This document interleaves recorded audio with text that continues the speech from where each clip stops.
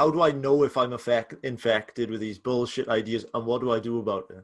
Yes, beautiful. So there are two. There's one answer I'm going to give you is a very sort of, if you forgive me, a long-winded epistemological exercise.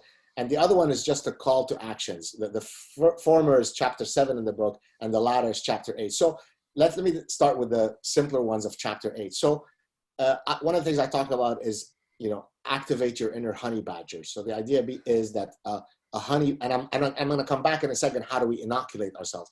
But now I want to explain how everybody has a stake in the battle for truth.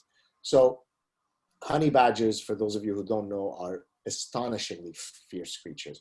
They are the size of a small dog, but because of their ferocity, they could hold at bay, 6 adult lions. And you could go on YouTube and see 6 lions coming to kill a honey badger. The honey badger goes completely wacko, and the lions are literally befuddled. They can't understand this kind of ferocity, and they say, okay, I don't want a part of this.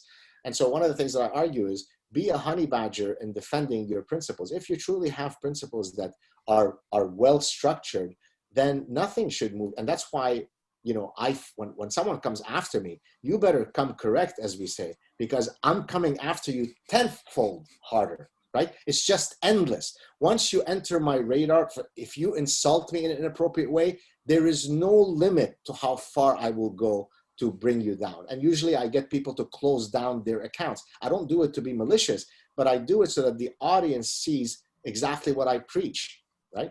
So in chapter 8, I have these types of, calls to action. But let me answer your original question, which is, how do we inoculate ourselves against bad ideas? And how do we build an argument that hopefully is veridical and true? And so for that, I use an epistemological tool, which I call Nomological Networks of Cumulative Evidence. It's a mouthful, so let me explain how you go about doing that. So if you think back of Charles Darwin, when he was developing the proof for his theory of natural selection, he didn't do it by running a study with 25 undergrads at Ohio State University. He didn't do it by conducting a survey with 200 convenient samples, right?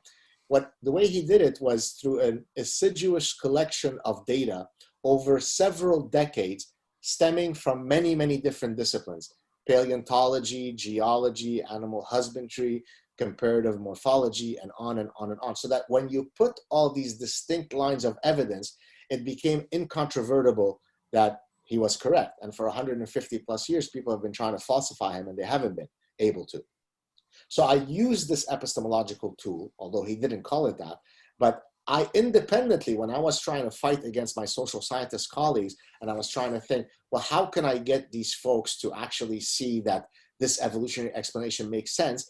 I started thinking along those lines. And so let me give you a concrete example of how you would build such a network so that your audience gets a sense of what I mean. Earlier, you mentioned the fact that men prefer women that have a particular waist-to-hip ratio.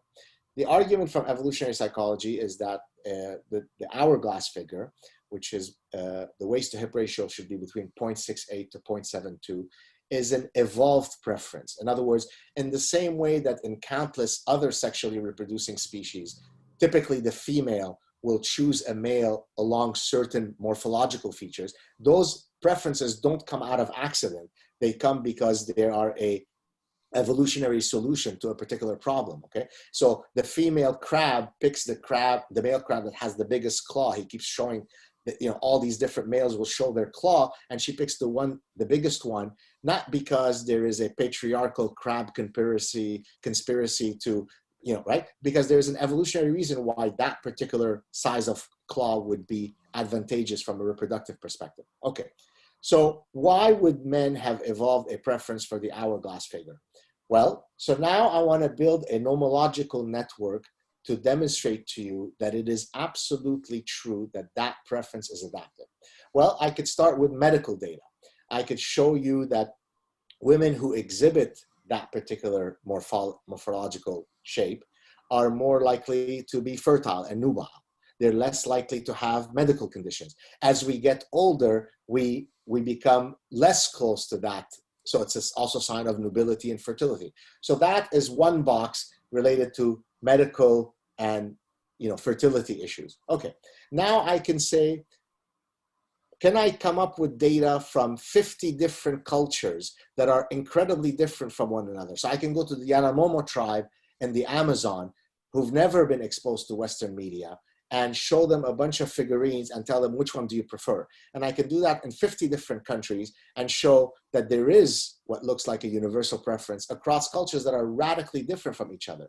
Okay, so now I've gotten you medical data, fertility data, I've gotten you cross-cultural universal data, but we're only starting the nomological network. I won't go through all of it, but I'll give you enough so that you get the sense.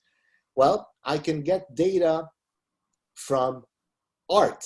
So I can get figurines from ancient Greece, from Egypt, from Indian culture, from African culture, spanning 3,000 years, where you actually do a content analysis of the figurines, and you could show that depictions of female beauty adhere to those standards. So now I've not only shown you cross-cultural data, I've shown you cross-temporal data across thousands of years that preference holds.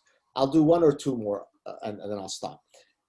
Now you might say, oh, but all of the preferences that you're showing is through paper and pencil tasks. You're asking men to rate and circle which woman they like the best. Well, I can take neuroscientific data, brain imaging studies, where I can show men different images of women and then see which image will tickle their pleasure centers the most. So now I've removed the idea that, oh, it's only due to paper and pencil. I leave usually the last one because it's the most incredible one. I can take congenitally blind men. So these are men who've never had the gift of sight, and I could elicit from them their waist to hip ratio preferences. Now you might say, well, how do you do that? You do it haptically by having them touch different mannequins with different waist to hip ratios. And guess what? They choose the hourglass figure. Now these are men that have never seen before, so they couldn't have been conditioned through social media and through Hollywood Images and Elle magazine.